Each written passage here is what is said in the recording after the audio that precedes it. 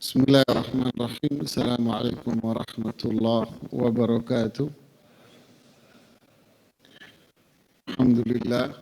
Nahmaduhu ta'ala wa nasta'inuhu wa nastaghfiruh wa natubu ilaih wa nusalli wa nusallimu ala rasulillah wa ala alihi wa sahbihi wa ba'd.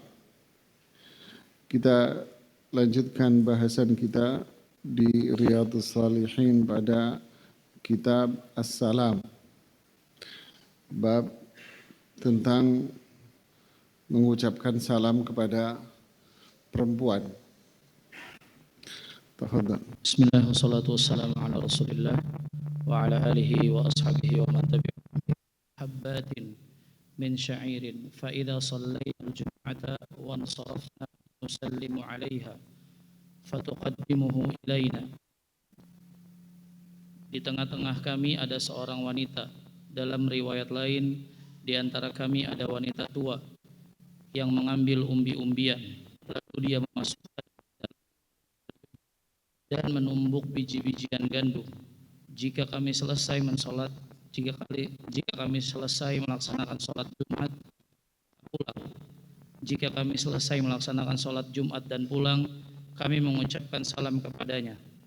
Wanita tadi menghidangkannya kepada kami. Diriwayatkan oleh Bukhari. Ya. Di bab ini membahas tentang pertama, lelaki yang mengucapkan salam kepada perempuan secara umum. Lelaki yang mengucapkan salam sama perempuan. Yang kedua, perempuan mengucapkan salam kepada lelaki. Paham? Yang disoroti oleh Imam An-Nawawi di sini berkaitan dengan sisi perempuannya. Perempuan di sini beliau menyorotinya ada dua, yaitu mereka yang satu mahram. Yang kedua adalah perempuan di sini istrinya sendiri. Yang ketiga, perempuan yang bukan mahramnya. Kok dipisah istri sama mahram? Ya, karena istri itu bukan mahram, tetapi dia perempuan yang memiliki ikatan khusus, yaitu ikatan pernikahan. Jadi perempuan di sini ada tiga. Pertama istri, yang kedua mahram, yang ketiga apa? Bukan mahram. Jika itu istri dan mahram, maka mengucapkan salam kepada mereka dibolehkan secara mutlak, tanpa syarat. Kenapa? Karena mereka adalah istri Anda dan mahram Anda. Tapi jika perempuan ini bukan mahram, maka berlaku syarat. Syaratnya adalah al-amnu minal fitnah, aman dari fitnah, tidak ada fitnah. Apa itu fitnah di sini? Apa itu fitnah di sini? Tentu yang dimaksud fitnah di sini adalah tergoda dengan kecantikannya. Ya, tergoda dengan kecantikannya. Nah, jika aman dari fitnah, maka boleh mengucapkan salam laki-laki kepada perempuan. Ya. Faham? Faham atau belum? Saya ulangi ya. Laki-laki mengucapkan salam kepada perempuan. Siapa perempuan ini? Pertama istrinya, dan yang kedua mahram. maka ini boleh secara mutlak tanpa syarat. Jika yang ketiga, yaitu perempuan ini bukan mahram dia, perempuan asing yang disebut di sini dengan istilah perempuan asing, baik perempuan asing ini muda atau tua, sama saja, statusnya sama. Maka di sini boleh mengucapkan salam kepada dia dengan syarat. Apa syaratnya? Aman dari fitnah. Artinya tidak tergoda dengan kecantikannya. Berarti dia mengucapkan salam murni ingin menjalankan perintah Allah dan Rasulnya. Murni ingin menyebarkan salam. Murni ingin mendoakan orang. Tidak ada unsur terkait di situ masalah hawa nafsu. Nah, di situ boleh dia mengucapkan salam walaupun perempuannya ini masih muda. Ya, begitu pula perempuan kepada laki-laki, statusnya sama. Siapa laki-laki ini? Sama, laki-laki ini yang pertama suaminya. Yang kedua, laki-laki ini mahramnya, maka dia boleh mengucapkan salam secara mutlak tanpa syarat.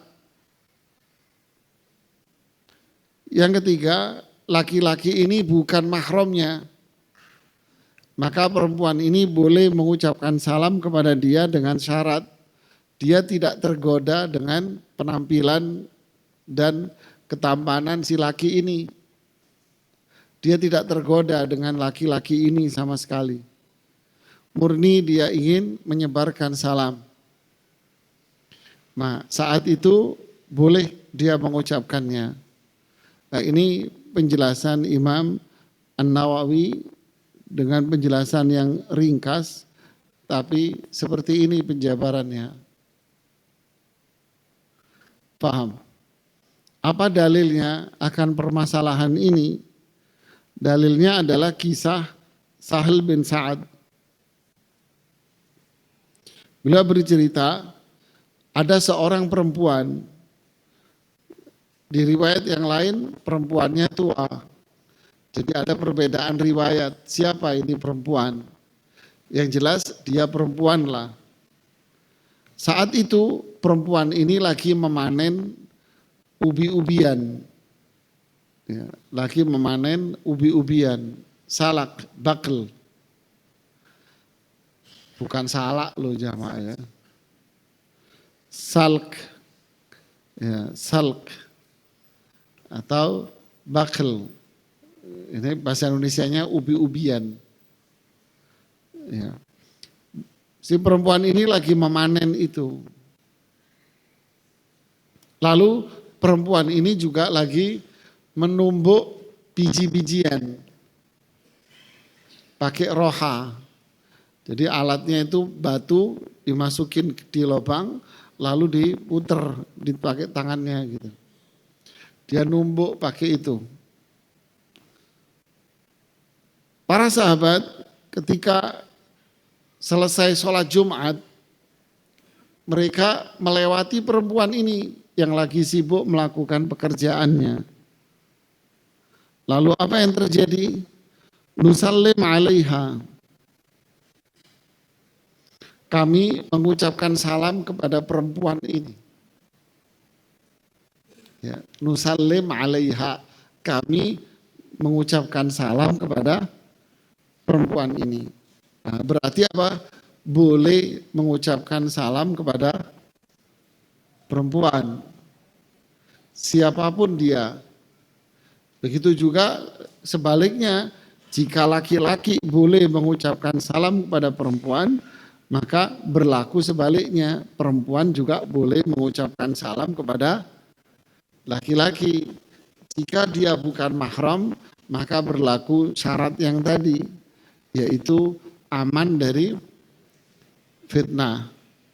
Faham? Paham?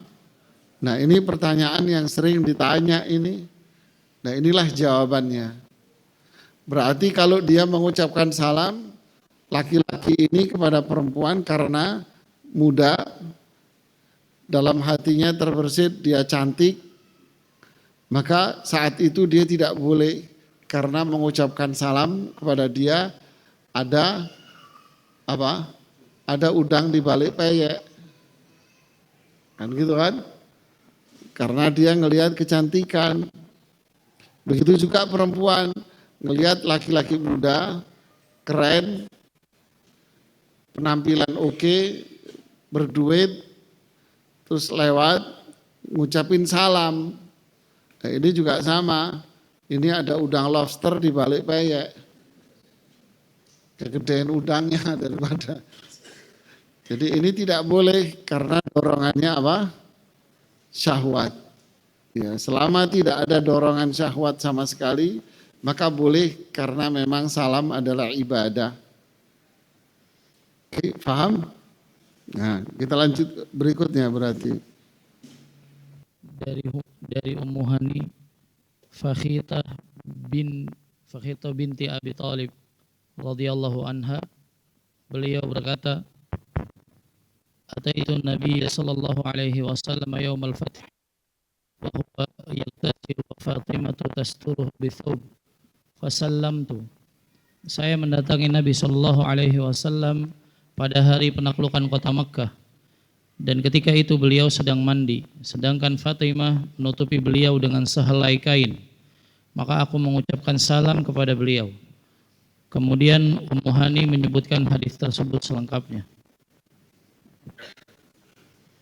Iya, hadis yang kedua ini menarik, dari Ummu Hani Fakhitah bintu Abi Thalib. Berarti perempuan ini putrinya Abu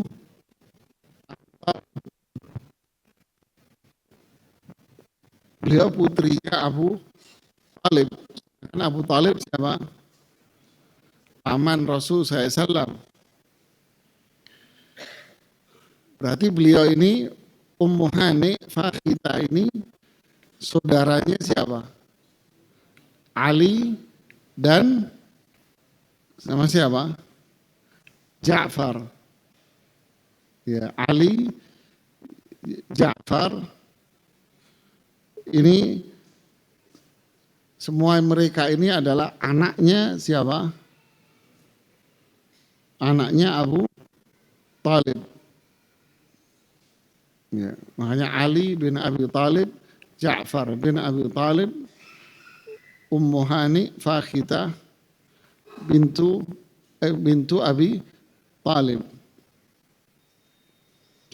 Imam Az-Zahabi rahimahullah ta'ala di Syiar A'lamin Nubala, itu kitab tentang biografi tokoh-tokoh Islam, mulai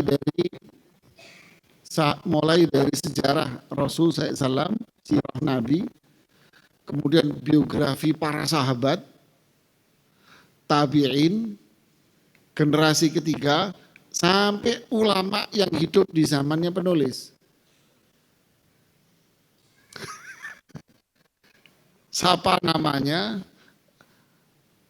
keluarganya siapa, lahir di mana, sampai mati di mana, Imam Zahabi tahu. Makanya para ulama kalau memuji Imam Zahabi, andai Imam Zahabi itu berdiri di atas mimbar, lalu lewat di depan beliau orang dari timur dan barat, beliau akan tahu di mana lahir dan di mana mati, katanya. Ini bahasa berlebihan ya. Itulah Imam Az-Zahabi, memang zahab. Ya, kayak gimana daya ingatnya. Jadi bukunya gini,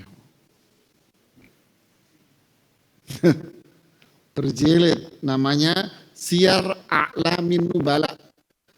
Kalau diterjemahkan, biografi tokoh-tokoh cerdas tokoh-tokoh hebat. Luar biasa kalau membaca itu. Beliau menceritakan bahwa Ummu Hani ini masuk Islam pada waktu penaklukan kota Makkah. Berarti jauh dibanding dengan siapa? Dua saudaranya, Ali bin Abi Thalib dengan Ja'far. Aslamat yaumal fathi. Ya, beliau masuk Islam pada waktu penaklukan kota Makkah. Asyad Ummu Hani ila ba'da sanati khamsin. Ummu Hani wafat setelah tahun 50. Begitulah Imam Az-Zahabi dan seterusnya cerita biografinya Ummu Hani. Beliau mengatakan Ummu Hani berarti sama Rasulullah SAW statusnya apa? Sepupu. Ya. Ummu Hani cerita, saya datang menjenguk Rasulullah Sallallahu Alaihi Wasallam di hari penaklukan kota Makkah. Nah, kan nyambung kan? Masuk Islam di waktu penaklukan kota Makkah. Di saat Ummu Hani menjenguk Rasulullah SAW, datang menemui Rasulullah SAW, beliau Sallallahu Alaihi Wasallam lagi mandi. Dan kita tahu kamar mandi seperti yang kita jelaskan waktu itu, kamar mandi di zaman itu tidak ada apa? Pintu kayak kita bangun. Jadi kalau mau mandi ditutupi pakai kain. Gitu, ditutupi pakai kain. Nah, di sini Aisyah, Fatimah asturuhu bithaubin. Fatimah menutupinya dengan bajunya. Dengan baju. Jadi beliau mandi ditutupi pakai baju, gimana caranya lah. Yang jelas ditutupi pakai baju. Fasalam tu, lalu Ummu Hani mengucapkan salam. Nah, berarti inilah yang dijadikan syahid, yang dijadikan dalil bahwa Ummu Hani mengucapkan salam kepada Rasulullah SAW. Berarti apa? Berarti boleh bagi perempuan mengucapkan salam kepada laki-laki. Nah, di sini laki-lakinya bukan mahram.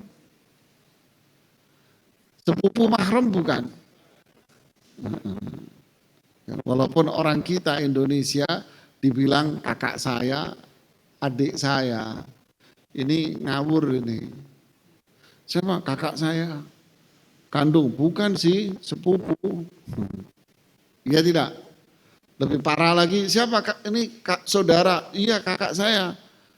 Kandung, bukan sih, sepupu, bukan sih, ya memang masih jauh. Aduh, parah nih orang, terutama orang Jawa ini parah. Iya kan. Oke, lanjutkan. Dari Asma binti Yazid radhiyallahu anha, beliau berkata, marra alaina Nabi sallallahu alaihi wasallam fi niswatin fasallama alaina. Nabi sallallahu alaihi wasallam pernah melewati kami sekumpulan wanita, maka beliau mengucapkan salam kepada kami. Ya. Kali ini hadisnya dari Asma bintu Yazid bin Sakan bin Rafi' Ibnu Umru'ul Qais Al-Ansari. Umru'ul Qais kakeknya yang berapa ini? 1, 2, 3. Kakek yang ketiga Umru'ul Qais. Itu sosok yang sangat terkenal sekali sebagai penyair. Penyair Umru'ul Qais. Dia seorang dari suku Ansar, Ansar penduduk Madinah, dari suku Aus. Beliau sahabat mulia, wahya sahabiyah jalilah, takunu ibnatu ammat Mu'ad ibnu Jabal. Beliau ini anak dari bibinya Mu'ad ibnu Jabal. Jadi ibunya siapa? Asma bintu Yazid ini, ibunya itu apa? Amma itu apa? Saudara ayahnya Mu'adz ibnu Jabal. Saudara ayahnya Mu'adz ibnu Jabal. Berarti dengan sahabat Mu'adz beliau apa? Sepupu.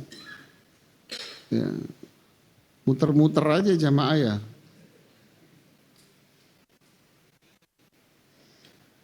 Nah, kemudian Asma bintu Yazid ini bercerita, saat itu Rasulullah SAW melewati kami. Kami ini siapa?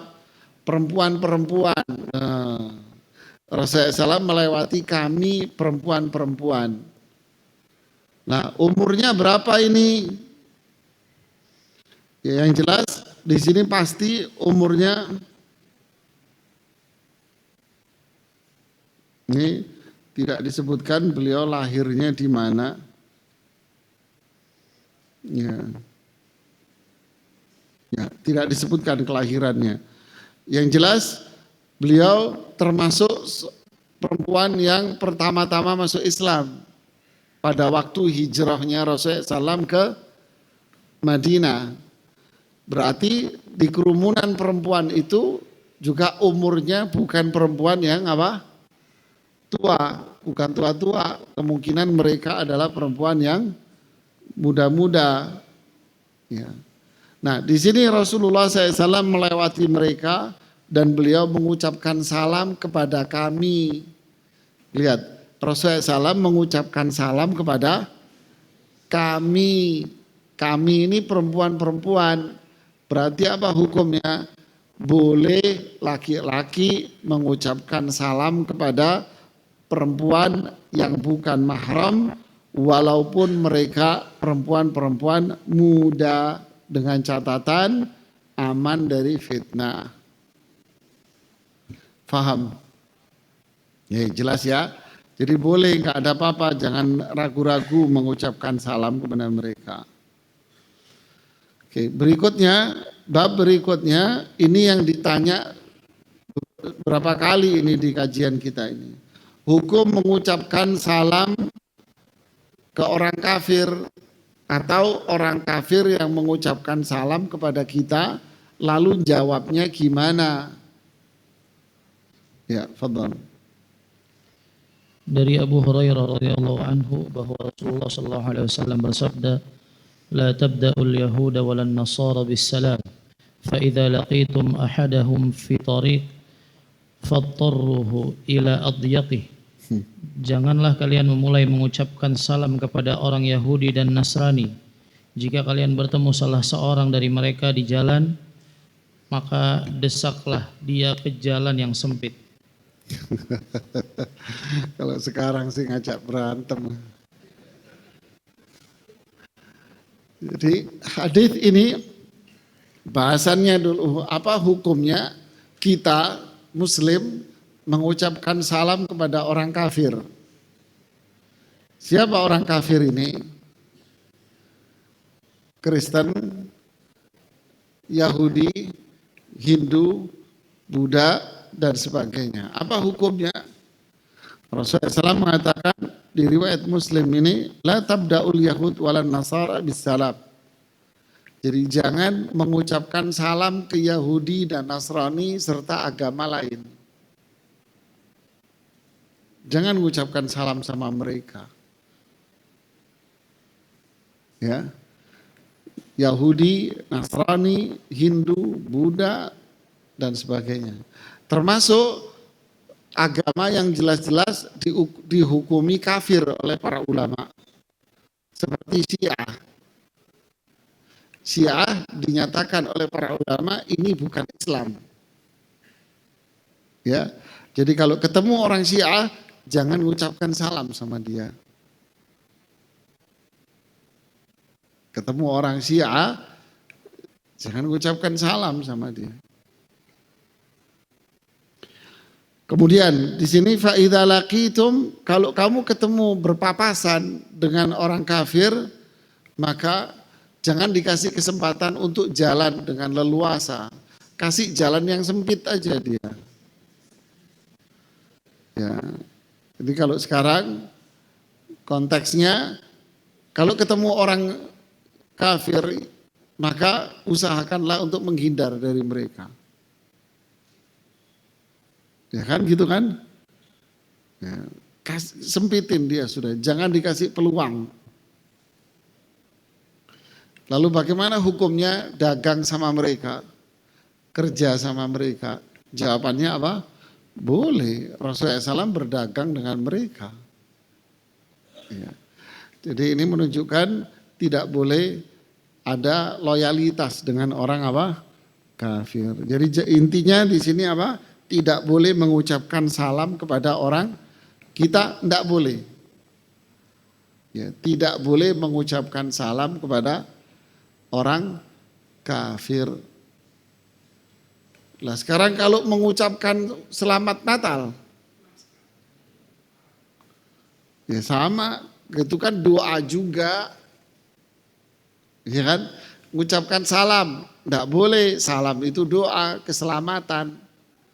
Kemudian mereka merayakan hari besarnya, kita juga nggak boleh mengucapkan salam juga sama mereka. Salam itu kan ya selamat, tidak boleh.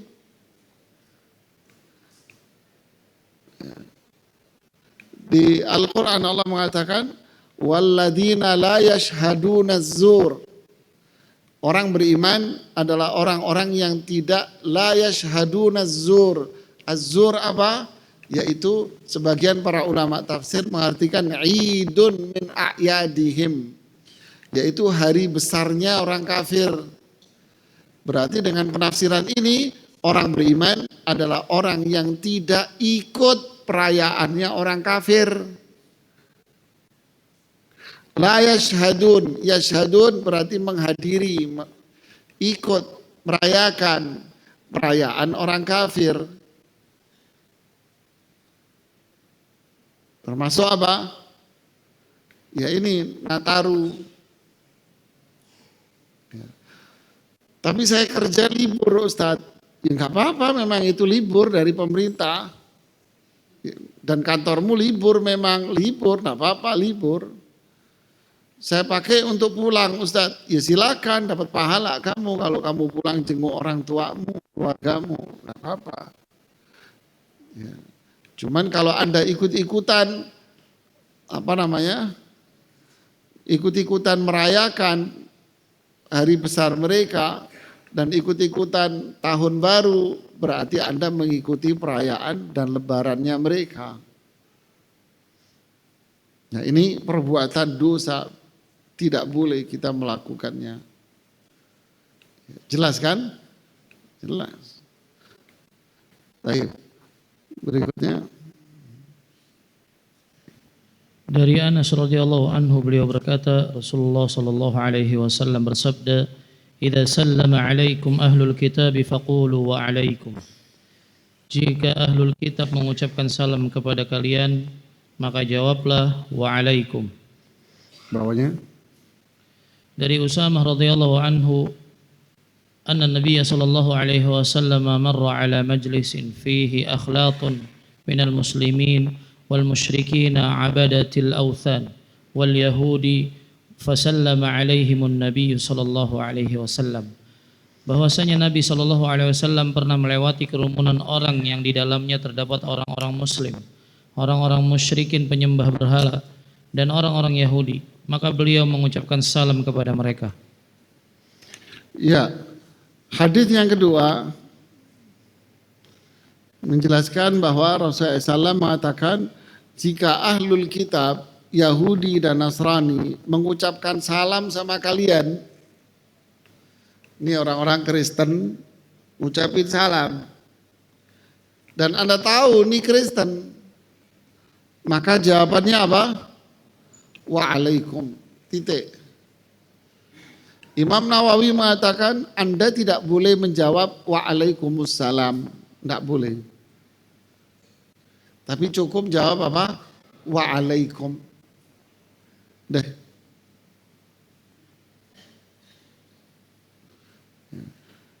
Nah, tapi kalau Kita, ini kasus yang ketiga, kita lewat. Kemudian di situ ada beberapa orang. Kita tahu di situ ada beberapa orang Islam. Dan kita tahu di situ ada orang Kristen juga campur. Bagaimana? Nah, ini hadis yang ketiga. Bahwa Rasulullah SAW lewat, di situ campur-campur, ada para sahabat, ada orang kafir. Rasulullah SAW mengucapkan salam. Berarti salamnya ditujukan ke siapa? Orang Islamnya. Nah, ini yang banyak terjadi di kita ini yang terakhir ini. Ya, di perkantoran atau di mana-mana. Bisa jadi di situ ada orang Kristennya. Ya, ucapkan salam. Kenapa? Karena di situ banyak orang Islam. Ya, karena kita mayoritasnya apa? Muslim. Kecuali kita berada di negeri, kota yang mayoritasnya bukan Islam. Seperti di Bali. Ya, repot jemaah, Anda masuk tempat umum. Assalamualaikum, ngamuk dia. Dia kan fanatik sekali gitu kan, paling dia benci sama Islam. Kecuali Anda tahu berada di wilayah Muslim. Oh, ini area Islam. Ya silakan. Umpama di daerah dekat-dekat masjid, masuk di sekitar masjid, ya mesti orang Islam semua lah. Masuk kampung Jawa, di Denpasar itu ada kampung Jawa yang kena banjir berapa bulan lalu itu. Nah itu kampung Jawa ya pasti Muslim semua itu. Ya.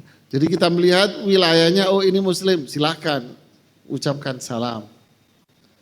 Tapi kalau Anda lihat, oh ini wilayahnya, negerinya, kotanya, dominannya ya orang kafir, Hindu, jangan. Nggak boleh, berarti kembali ke hukum yang pertama. Jadi kesimpulannya yang pertama, tidak boleh mengucapkan salam kepada orang kafir. Mengucapkan salam, selamat, nggak boleh. Yang kedua, kalau ada orang kafir yang ngucapin salam, jawablah waalaikum. Itu untuk kamu aja. Gitu artinya waalaikum itu untuk kamu aja. Anda tidak mendoakan keselamatan. Ya. Yang ketiga, kalau campur-campur, maka kita boleh mengucapkan salam karena yang dipandang adalah orang Muslimnya. Jelas ya dari pertanyaan-pertanyaan sebelumnya. Ya. Kemudian Bab anjuran mengucapkan salam jika beranjak dari majelis dan meninggalkan teman-temannya. Dari Abu Hurairah radhiyallahu anhu, beliau berkata, Rasulullah sallallahu alaihi wasallam bersabda, "Idza intaha ahaduhum ila al-majlis falyusallim, fa idza arada an yaquma falyusallim, falaysatil ula bi ahaqqi minal akhirah." Jika salah seorang dari kalian sampai ke suatu majelis, maka hendaklah dia mengucapkan salam. Dan jika dia ingin berdiri meninggalkan majelis, hendaknya dia juga mengucapkan salam. Karena yang pertama tidaklah lebih patut daripada berikutnya.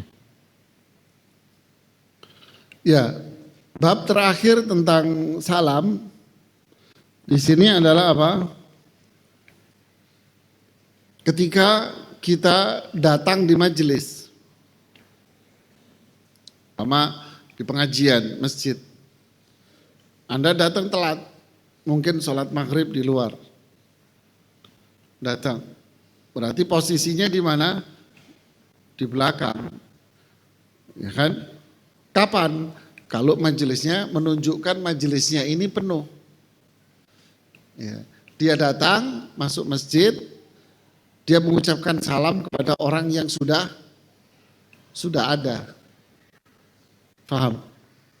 Masuk ngucapin salam. Atau Anda di rumah Anda ada beberapa keluarga Anda, maka Anda masuk mengucapkan salam. Kemudian setelah pengajian, ya, Anda pergi duluan dan di situ ada beberapa teman-teman Anda yang masih duduk. Maka ketika Anda pergi meninggalkan tempat itu, Anda mengucapkan salam kepada yang masih duduk. Mau pulang nih, Assalamualaikum, pulang dulu ya. Nah gitu kan. Faham? Datang, Assalamualaikum, datang. Mau pulang, Assalamualaikum, pulang dulu. Nah begitu, Anda mau pulang duluan, ucapkan salam dengan yang ada. Faham? Nah ini yang dijelaskan di hadits Abu Hurairah. Ada faedah di sini yang berkaitan dengan adab dalam bermajlis, majlis ilmu. Di sini Rasulullah SAW mengatakan idzan taha ahadukum ilal majlis. Jika kalian masuk ke majlis lalu tempatnya penuh, maka duduklah di tempat akhir yang masih kosong. Paham enggak? Padat penuh umpamanya, maka duduklah Anda di tempat yang kosong, yaitu di belakang yang paling kosong. Oke. Memberikan pelajaran bagi kita apa? Majelis taklim itu hendaknya memenuhi shaf yang depan, bukan nyender di belakang. Ya Pak ya? Ya. Saya sih suka ngomong terang-terangan, saya nggak seneng ngomong nyender-nyender. Ya Mas ya? Ya. Berarti adab bermajlis itu apa? Penuhi yang di depan. Ya, penuhi yang depan, penuh depan. Nanti yang akan belakangan dia akan duduk di majelis yang akhir.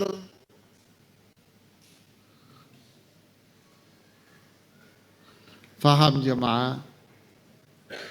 Nah, begitulah, inilah adab bermajlis. Berarti majelis ilmu yang paling mulia itu adalah majelis yang paling depan. Sebagaimana shaf sholat yang paling mulia yang depan. Begitu pula majelis ilmu yang paling mulia adalah yang depan. Dan itulah yang dilakukan dari dulu para ulama itu. Dari kalangan sahabat, kalau duduk semua memilih duduk yang paling apa?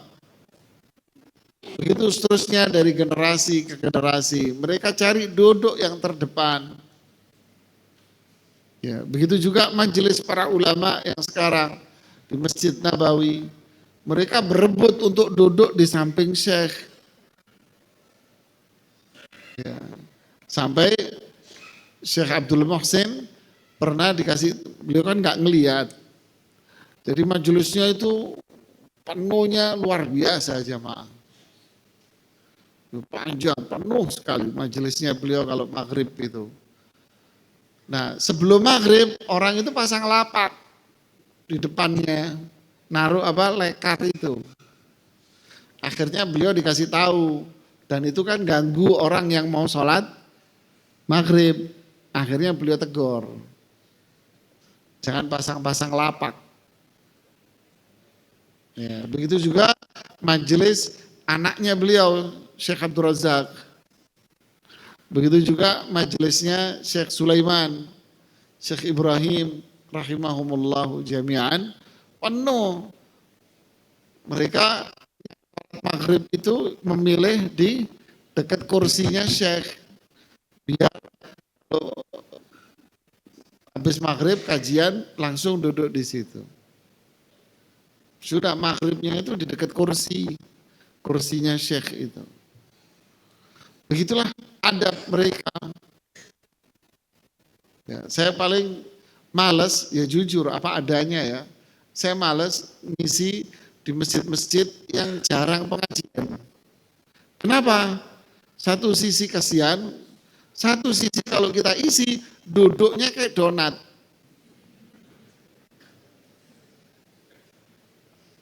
Bener gak? Paham maksudnya kayak donat? Apa? Di pojok-pojok Pak, dan nyender semuanya. Jadi majelisnya kosong. Kosong, tidak ada adabnya dalam majelis ilmu. Dan itu saya perhatikan, subhanallah ya, saya perhatikan itu memang majelisnya mereka yang tidak mengajarkan ilmu yang benar. Majelisnya mereka yang tidak mengajarkan ilmu yang benar, lihat aja. Mesti ustadznya duduk di tengah, muridnya itu di pojok. Saya pernah sholat maghrib di satu masjid. Habis maghrib ada pengajian di masjid itu.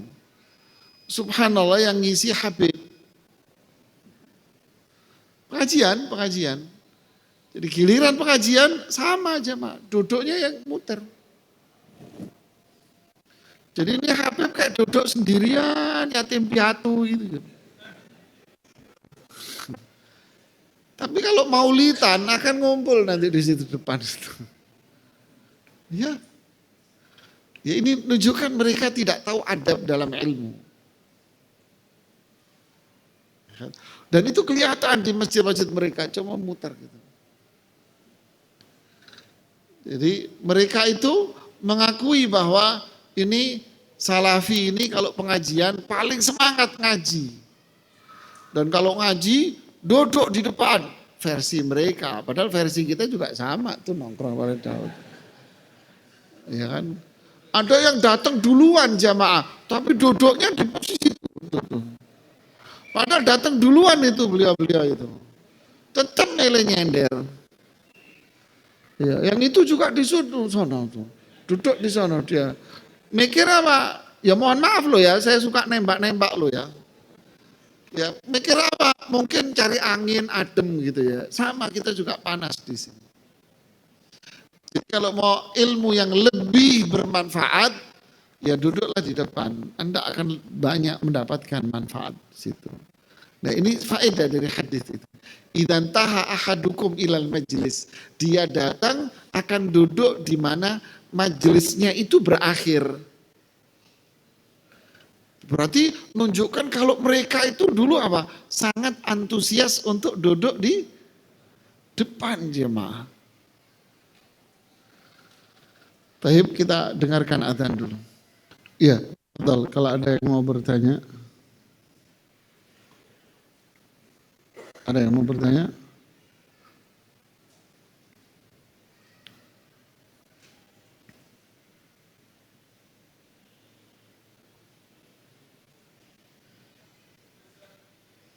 Silakan Pak.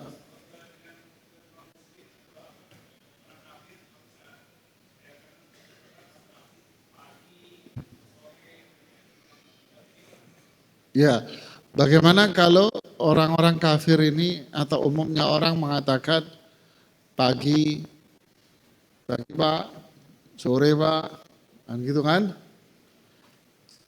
Kalau pagi, sore, apakah itu kalimat yang bermakna doa?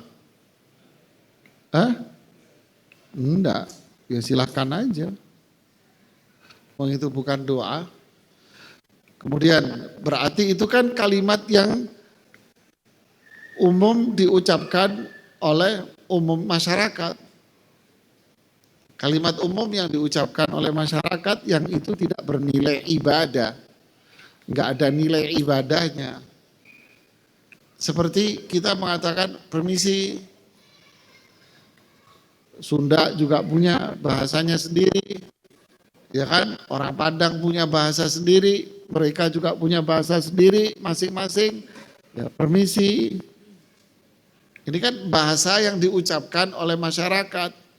Dan itu tak ada nilai doa dan tak ada nilai ibadah di dalamnya. Ya silakan aja. Ini satu jawaban. Tapi kalau itu terjadi antara sesama muslim, maka budaya itu harus kita hilangin. Kalau itu dengan sesama muslim atau campur-campur, ya itu tadi kita harus hilangin. Mereka ucapkan, pagi Pak, Assalamualaikum. Bukan pagi Mas, Assalamualaikum. Iya Pak, Assalamualaikum. Gitu kan. Ajarkan kepada dia untuk mengucapkan apa? Salam. Nah, Anda dapat pahala. Ya. Selamat siang Pak Haji. Assalamualaikum, selamat siang. Ya Pak, Assalamualaikum. Dia rubah nanti, karena itu apa? Kebiasaan. Ya kita harus ajarkan bahwa itu bukan Anda gitu loh. Muslim nggak begini. Ya, berikutnya.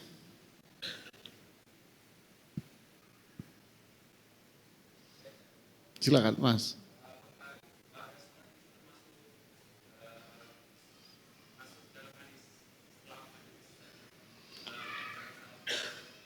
Pak dah sholat maksudnya?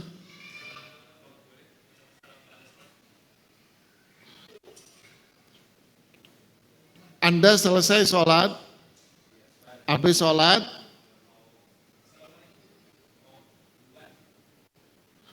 di sini tidak disebutkan, di sini disebutkan adalah al-majlis.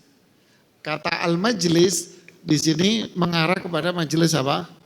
Ilmu. Atau majelis apa saja, duduk-duduk. Dia bisa bermajelis ilmu, bisa majelis di sini adalah majelis apa? Duduk-duduk alias nongkrong-nongkrong. Duduk-duduk, nah silakan Anda itu. Tapi kalau sholat, kita tidak menemukan riwayat bahwa sahabat kalau selesai dari sholat itu salaman-salaman. Ya, salaman-salaman. Assalamualaikum warahmatullahi wabarakatuh. Assalamualaikum warahmatullahi wabarakatuh. Ngapain Pak, nggak ada kerjaan Pak. Zikir Pak, salaman. Ya kan. Jadi zikir, kita diajarkan untuk apa?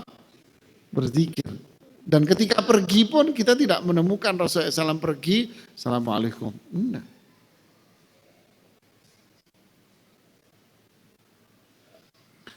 Ya, sebentar. Yang di belakang.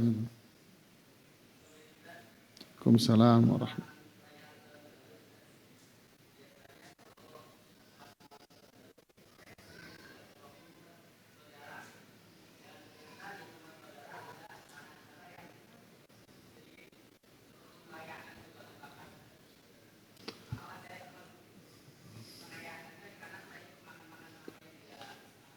Ya sama Mas, itu namanya merayakan Mas.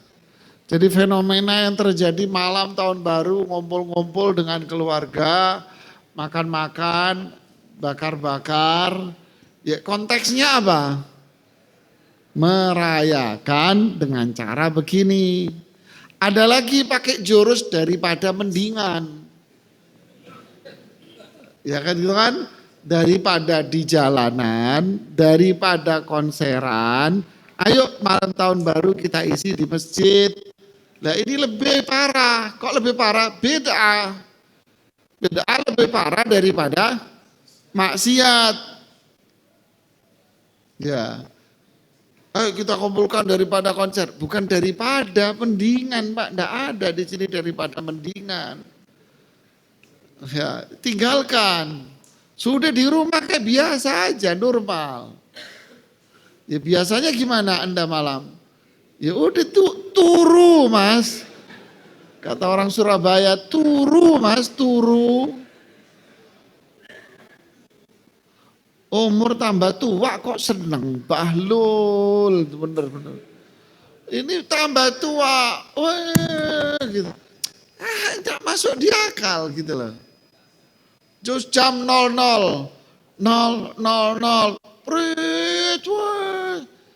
Mas, yang bilang jam 00 itu beda tanggal itu siapa? Loh ini masalah lagi loh itu. 000 berarti dini hari, masuk hari esok. Berarti itu masuk pagi. Yang ngomong siapa? Kok Anda mau dibohongi sama kadal? Loh, jam 00 itu malam, Mas. Itu sepertiga malam yang kedua. Kalau sudah jam 1 ke atas, itu sepertiga malam ketiga. Di situ ibadah mulia, malam tahajud. Loh, kalau itu 00 pagi hari berarti nggak ada tahajud kamu, nggak ada terawih. Karena sudah apa? Pagi menurut mereka. Kok dibohongi kadal mau aja ente. Ini orang Islam ikut-ikutan, apalagi pakai jurus daripada mendingan tadi. Aduh mas, gak mikir nih orang. Ya inna lillahi wa inna ilaihi raji'un. Oke, masih ada lagi? Silakan Pak.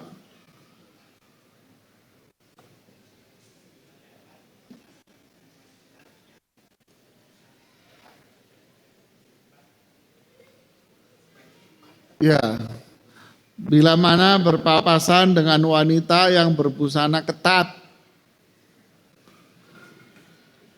harusnya bagaimana? Ya, terserah Bapak. Kan syaratnya tadi apa? Tidak ada fitnah. Loh kalau Anda terfitnah dengan dia dan pasti terfitnah. Lawang dia nggak punya duit Bapak. Dia kan nggak punya duit itu untuk beli kain. Kainnya kurang, dia nggak punya duit Pak. Ya kan, dia terfitnah, Anda ngeliat begitu, ya pasti fitnah. Nah kalau terfitnah berarti tidak boleh mengucapkan salam. Kemudian yang kedua, kalau melihat perempuan seperti itu, ya menghindar, kan disuruh menghindar kita. Qul lil mu'minina yaghuddu min absarihim, katakan kepada laki-laki menundukkan pandangan. Di situ ada paket hemat. Tundukkan pandangan Anda, berpaling-palingkan pandangan Anda dari orang-orang yang seperti ini. Ya, paham Pak? Tapi ini tetangga Pak, terus diapain? Ya, kalau itu tetangga Anda, ya berarti Anda nasihati. Mbak, pakaiannya jangan kayak gini dong, yang agak sopanan dikit. Bahasanya kan agak yang sopanan lah. Gitu. Atau yang kedua, Anda tidak terfitnah dengan dia karena sering ketemu. Kan gitu kan? Anda sering ketemu dan Anda tidak terfitnah, silakan Anda ucapkan salam. Semoga dengan salam yang Anda ucapkan itu nanti apa? Tahabbtum, dia simpatik sama Anda. Ketika simpatik, Anda dengan mudah untuk memberikan nasihat kepada dia. Ya. Yang terakhir sebelah sana tadi. Ya.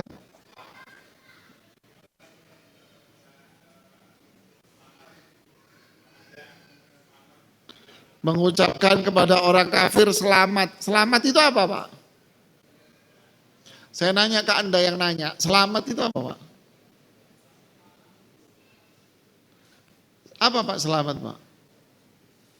Kok manggut-manggut? Apa selamat Pak? Nah sudah kan doa. Ya Bapak udah dijelasin kok. Ya kan, selamat itu kan doa, salam. Wal malaikatu yadkhuluna alaihim min kulli bab. Salamun alaikum. Para malaikat memasuk menemui penghuni surga dari semua pintu mengucapkan apa? Salam. Doa itu. Ya, artinya salam itu apa? Ya, semoga Allah memberikan keselamatan bagi Anda, selamat dari azab, selamat dari noda maksiat, syirik dan sebagainya. Lu orangnya kafir kok. Gitu. Terus gimana dong kalau tetangga kita nikahan atau apa, nikahin anak dan sebagainya, lakum dinukum, urusan Anda itu. Ini ranah ibadah ini. Ya. Oh tetangga sebelah Kristen lahiran anak, terus Anda ngucapin apa? Semoga jadi anak soleh gitu. Gitu Pak. Ya selamat Pak, selamat. Apanya yang selamat Pak? Ada orang kafir kok selamat dibaptis kemarin Pak. Ya, itu ranah ibadah ini. Jangan pakai bahasa kagak enak. Penyakit. Ya, ini ranah lakum dinukum. Selain dari itu kita tetap bersosialisasi yang baik sama mereka, ketemu ya tegur sapa, ngobrol dan sebagainya. Sisi itu kan urusan ranah masing-masing lah. Dia juga paham itu, dia paham. Ya.